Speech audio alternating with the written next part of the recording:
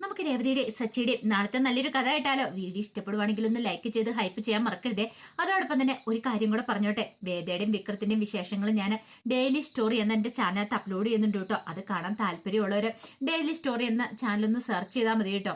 അങ്ങനെ നമ്മൾ കാണുന്നേ, ഒടുവില് കലാവതി അച്ചമ്മ ചന്ദ്രമതിയെ സുധിയും കൂടെ വിളിപ്പിച്ചു. സുധിയുടെ മുഖം കണ്ടു കഴിഞ്ഞപ്പോ എന്തൊക്കെയോ ഒരു സംശയങ്ങള് കലാവതി അച്ചമ്മയുടെ മനസ്സിലുണ്ടായി. അച്ചമ്മ ചോദിച്ചു, എന്താടാ സുധി, നിനക്കിത് എന്ത് പറ്റിയെന്ന് ചോദിച്ചു. ഒന്നുമില്ല. പിന്നെ എന്താടാ നീ ഉറക്കം പോലും ഇല്ലാതെ ഇങ്ങനെ നടക്കുന്നേ? എന്തൊക്കെ കാര്യമായിട്ട് സംഭവിച്ചിട്ടുണ്ട്. നിന്റെ ഭാര്യ നിന്നെ വിളിച്ചില്ലേ, അതാണ് പ്രശ്നം. അങ്ങനെയൊന്നുമില്ല അച്ചമ്മയെന്ന് പറഞ്ഞു. അപ്പോഴേക്കും ചന്ദ്രമതിയുടെ മുഖമൊക്കെ അങ്ങോട്ട് മാറി. ആ സമയം സുധി ഓർത്തു, അച്ചമ്മയോട് കാര്യങ്ങളൊക്കെ പറയുവാണെങ്കിൽ ഉറപ്പായിട്ടും അച്ചമ്മ തന്നോടൊപ്പം നിൽക്കും ശ്രുതിയെ വിളിച്ചോണ്ട് വരാനായിട്ട്. പക്ഷെ അത് പറഞ്ഞു കഴിഞ്ഞിട്ടുണ്ടെങ്കിൽ അതോടുകൂടി താനും അമ്മയും തമ്മിലുള്ള ബന്ധം ഇല്ലാതാവും. ശ്രുതിയാണെങ്കിൽ ആകെപ്പാടെ പെട്ടൊരവസ്ഥയായി. പറയാനും പറ്റില്ല, പറയാതിരിക്കാനും പറ്റാത്ത അവസ്ഥ. അപ്പോഴേക്കും കലാവതീച്ചൻ വെച്ചു, എന്താ ചന്ദ്രൻ, നിന്റെ മുഖം എന്താ വല്ലായിരിക്കണം എന്ന് ചോദിച്ചു. അല്ല ഒന്നുമില്ല. അല്ല, നിന്റെ മരുമോൾ ഇവിടുന്ന് പോയിട്ട് നീ അവളെ പിന്നെ വിളിക്കോ മറ്റോ ചെയ്തോ? അല്ലമ്മ, ഞാൻ വിളിച്ചായിരുന്നു. എങ്കിൽ ഒരു കാര്യം ചെയ്യ, എനിക്ക് അവളോടൊന്ന് സംസാരിക്കണം, നീ ഒന്ന് വിളിക്ക്. അല്ല അത് പിന്നെ അമ്മ ഇപ്പം, എടാ സുധി, എങ്കിൽ നീ വിളിക്കടാന്ന് പറഞ്ഞു. അല്ലച്ചമ്മ, അവള് വല്ല തിരക്കിലുവാണെങ്കിൽ എന്താടാ, നിനക്ക് വിളിക്കാൻ വല്ല ബുദ്ധിമുട്ടുണ്ടോ? അപ്പോഴേക്കും ചന്ദ്രമതി അടുത്ത കള്ളത്തരം പറയണ.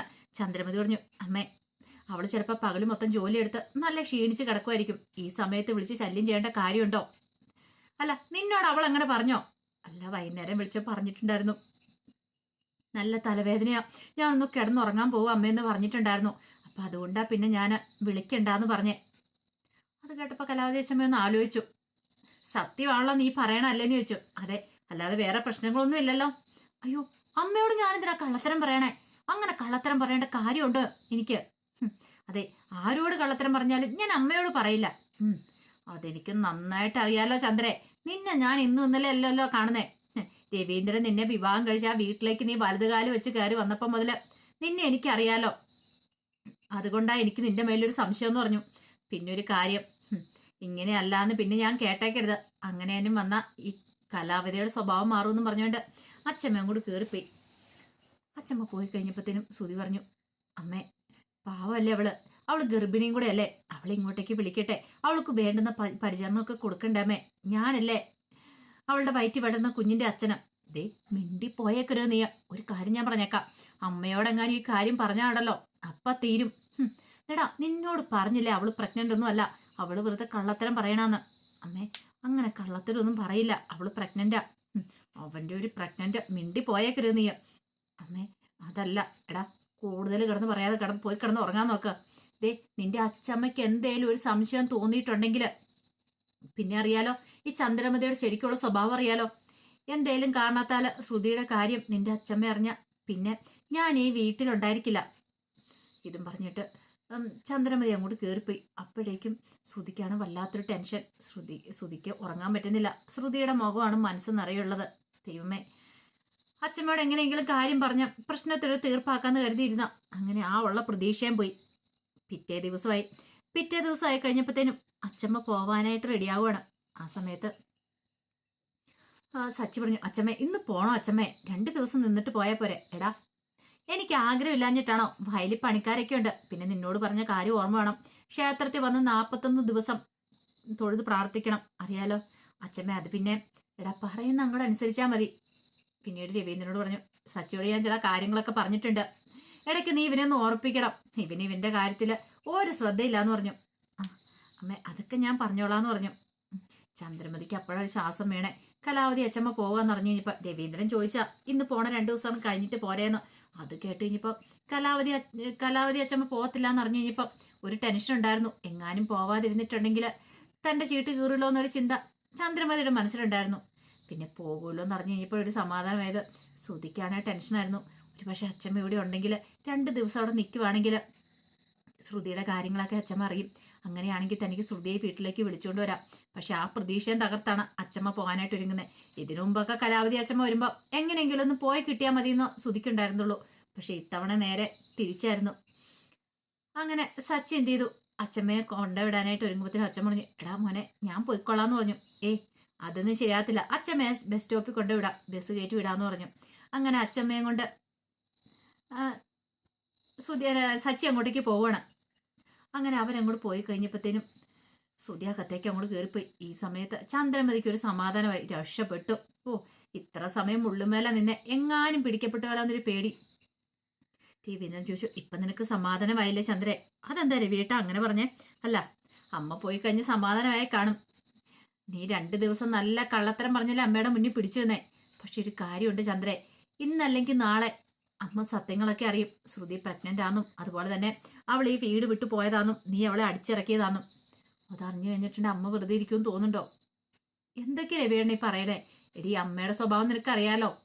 അതെങ്ങാനും അറിഞ്ഞു കഴിഞ്ഞിട്ടാണെങ്കിൽ അമ്മ നേരെ ഒരു വരവ് ഇങ്ങോട്ടേക്ക് വരും. പിന്നെ എന്താ സംഭവിക്കാൻ പോകുന്ന അറിയാലോ. ബാക്കി എന്തും അമ്മ സഹിക്കും, കള്ളത്തരം പറഞ്ഞാൽ മാത്രം അമ്മ സഹിക്കില്ല എന്ന് പറഞ്ഞു. അത് കേട്ടപ്പോ ചന്ദ്രമതി പറഞ്ഞു, ഓ, അപ്പൊ ഈ പറയുന്ന ശ്രുതി എന്ന് പറയുന്ന പുണ്യാളത്തിയോ അവൾ എന്താ കാണിച്ച കള്ളത്തരമല്ലേ പറഞ്ഞേ? എടി എന്നും പറഞ്ഞോണ്ട് അവള് ഗർഭിണിയല്ലേ. പിന്നെ നിനക്കിപ്പോ എന്താ, പണമില്ലാത്തതിന്റെ പേരിലല്ലേ അവൾ ഇവിടുന്ന് പുറത്താക്കിയിരിക്കുന്നേ? ഇഷ്ടംപോലെ പൈസ അവള് കൊണ്ടു തരുമായിരുന്നെങ്കിൽ അവളെ നീ പിടിച്ചകത്തേക്ക് കയറ്റിയാനല്ലോ. പിന്നെ ഒന്ന് പോരെ വേട്ട, ഞാൻ അങ്ങനെയൊന്നുമല്ല. എന്റെ ചന്ദ്രേ, നിന്നെ എനിക്കറിയരുതോ? നീ കൂടുതൽ പറയുമൊന്നും വേണ്ട, പക്ഷെ നീ ചെയ്യുന്ന ക്രൂരതയാ കേട്ടോ. എത്രയും പെട്ടെന്ന് അവളെ പോയി ഇങ്ങോട്ട് വിളിച്ചോണ്ട് വരാൻ നോക്ക് എന്നും പറഞ്ഞിട്ട് രവീന്ദ്രൻ കയറിപ്പി. തന്നെ കൊന്നാലും താന് ശ്രുതിയെ വീട്ടിലേക്ക് കൊണ്ടുവരാൻ സമ്മതിക്കില്ലെന്നുള്ള മട്ടിലാണ് ചന്ദ്രമതി. ഒരു കാരണവശാലും അവൾ ഈ വീട്ടിലേക്ക് വരാൻ പാടില്ല. വീട്ടിലേക്ക് വന്നിട്ടുണ്ടെങ്കിൽ ശ്രുതിക്ക് നല്ലൊരു ജീവിതം ഉണ്ടാകത്തില്ല. ശ്രുതിയെ വേറെ കല്യാണം കഴിപ്പിക്കാൻ പറ്റില്ല എന്നൊരു ചിന്ത. അങ്ങനെ അച്ഛമ്മ എല്ലാം പോയി കഴിഞ്ഞ് കുറെ സമയം കഴിഞ്ഞപ്പോൾ രേവതി മുറിയൊക്കെ തൂത്തുവാരി ഒന്ന് അടിച്ചു വാരി എല്ലാം തുടച്ച് വൃത്തിയാക്കുവാണ്. അപ്പോഴേക്ക് സച്ചി അങ്ങോട്ട് കയറി വന്നു. സച്ചി വന്നിട്ട് രേവതി ഇങ്ങനെ വല്ലാത്തൊരു ബുദ്ധിമുട്ടില്ല ഇതൊക്കെ ചെയ്തുകൊണ്ടിരിക്കുന്നത്. സച്ചി ചോദിച്ചു, എന്ത് പറ്റി? നിന്റെ മുഖമൊക്കെ എന്താ വല്ലായിരിക്കണമെന്ന് ചോദിച്ചു. ഒന്നുമില്ല സച്ചിയേട്ടാ, എന്തോ കാര്യമായിട്ടുണ്ട്. എനിക്കറിയാലോ, എന്താന്ന് വെച്ചാൽ പറ. അത് പിന്നെ അച്ഛമ്മ പറഞ്ഞ കാര്യമൊക്കെ കേട്ടിട്ട് എന്ത്? അല്ല, നമ്മുടെ അല്ലേ കല്യാണം ആദ്യം കഴിഞ്ഞ് ഇതുവരെയായിട്ട് നമുക്ക് കുട്ടികളില്ലല്ലോ. ഇപ്പൊ വർഷ ഗർഭിണിയായി, ശ്രുതിയും ഗർഭിണിയായി. പക്ഷെ നമുക്ക് മാത്രം. സച്ചിയേട്ടാ, അത് കേട്ടത് സച്ചിക്ക് ഭയങ്കര വിഷമായി. സച്ചി രേവതിയെ ചേർത്ത് പിടിച്ചിട്ട് പറഞ്ഞു, നീ വിഷമിക്കൊന്നും വേണ്ട, അധികം വൈകാതെ നമുക്കൊരു കുഞ്ഞു പിറക്കുന്നേ. ഇപ്പൊ സമാധാനമായിട്ടിരിക്കുക. ഒന്നുമല്ലേലും 2 കുഞ്ഞുങ്ങളല്ലേ കുടുംബത്തിലേക്ക് വരാൻ പോകുന്നേ. പിന്നെ നീ എന്തിനാ വിഷമിക്കണേ? നമുക്ക് ദൈവം തരുമ്പോൾ തരട്ടെ എന്ന് പറഞ്ഞു. രേവതി പറഞ്ഞു, ആഗ്രഹമില്ലാഞ്ഞിട്ടല്ല, പക്ഷെ ചിലപ്പോൾ ഓർക്കുമ്പോൾ വേണ്ടാന്ന് കരുതും. കാരണം നമുക്കെന്ന് പറയാൻ സ്വന്തമായിട്ടൊരു മുറി പോലും ഇല്ല. ഒരു തൊട്ടിൽ കെട്ടാൻ പോലും ഒരു മുറിയില്ല. ഹാളി വേണ്ടേ? പിന്നെ ഓർക്കുമ്പോൾ എന്തൊക്കെ വന്നാലും ശരി ഒരു കുഞ്ഞു വേണമെന്ന് ആഗ്രഹം തോന്നും. കല്യാണം കഴിയുന്ന ഏതൊരു സ്ത്രീയുടെ മനസ്സിൽ അങ്ങനെ ഒരു ആഗ്രഹം ഉണ്ടാകും സച്ചേട്ടാ. അല്ലെങ്കിൽ അവള് അത്രമേല അങ്ങനെ ആയിരിക്കണം. അത് കേട്ടപ്പോൾ സച്ചി പറഞ്ഞു, വിഷമിക്കൊന്നും വേണ്ട, നീ ധൈര്യമായിട്ടിരിക്കുക. ഞാൻ അല്ല പറയണേ, രേവതിയുടെ വിഷമവും കാര്യങ്ങളും ഒക്കെ സച്ചിക്ക് നന്നായിട്ട് മനസ്സിലാവുന്നുണ്ടായിരുന്നു. എത്രയും പെട്ടെന്ന് ഒരു കുഞ്ഞു വേണം സച്ചി ആഗ്രഹിക്കുന്നുണ്ട്. പക്ഷെ എന്ത് ചെയ്യാൻ പറ്റും, പറഞ്ഞിട്ട് കാര്യമില്ലല്ലോ. ആ സമയം രേവതിയുടെ മനസ്സിലേക്ക് വന്നേ വർഷയുടെ കാര്യമാണ്. താനും സച്ചിയുടെ ഒരു കുഞ്ഞുണ്ടാകാൻ വേണ്ടി ആഗ്രഹിക്കുമ്പോൾ അവൾ അവളുടെ വയറ്റിൽ വളരുന്ന കുഞ്ഞിനെ ഇല്ലാതാക്കാൻ വേണ്ടി ശ്രമിച്ചുകൊണ്ടിരിക്കണേ. പിന്നീട് സച്ചി രേവതിയോട് പറഞ്ഞു, അതെ ഞാനൊരു കാര്യം കൂടെ പറയാന്ന് പറഞ്ഞു. എന്താ? ശ്രുതിയെ വിളിച്ചോണ്ട് വരാനായിട്ട് നമുക്കൊരു കാര്യം ചെയ്യാം. ശ്രുതിയോടൊന്ന് പറഞ്ഞു നോക്കാം, അവൻ എന്താ ചെയ്യുന്നതെന്ന് അറിയാലോ. എങ്ങനെയാന്ന് പറഞ്ഞാലും അവൾ പ്രഗ്നന്റ് അല്ലേ, പ്രഗ്നന്റ് ആണെങ്കിൽ അവളെ ഇങ്ങോട്ട് കൂട്ടിക്കൊണ്ടു വരണമെന്ന് പറഞ്ഞു. രേവതി പറഞ്ഞു, അത് ശരിയാ, പക്ഷെ അമ്മ സമ്മതിക്കുമെന്ന് അറിയത്തില്ല. സച്ചി പറഞ്ഞു, അവൾ പ്രഗ്നന്റ് ആണെങ്കിൽ കുഴപ്പമില്ല, അവളുടെ സ്വഭാവമായതൊന്നും പറയാനും പറ്റില്ല. കള്ളത്തരത്തിന്റെ ഉസ്താദല്ലേ അവള്, അതുകൊണ്ട് കള്ളത്തരം എത്ര വേണേലും അവള് കാണിക്കൂന്ന് പറഞ്ഞു. അത് കേട്ട് കഴിഞ്ഞപ്പോ രേവതി പറഞ്ഞു, നമുക്ക് നോക്കാം സച്ചിയേട്ടാ, എന്താണെങ്കിലും ഇത്രയും കള്ളത്തരമൊക്കെ കാണിച്ച് അവള് നിൽക്കുന്ന, അതുകൊണ്ട് എന്താണെങ്കിലും ഇങ്ങോട്ട് കൂട്ടിക്കൊണ്ട് വരുന്നതിന് മുമ്പ് നോക്കിയിട്ടൊക്കെ മതിയെന്ന് പറഞ്ഞു. ഇനി നമ്മൾ അങ്ങനെ കബളിപ്പിക്കപ്പെടാൻ പാടില്ലോ എന്ന് പറഞ്ഞു. അപ്പൊ അതിന്റെ കഥകളൊക്കെ നമ്മൾ കാണാൻ പോകുന്നത്.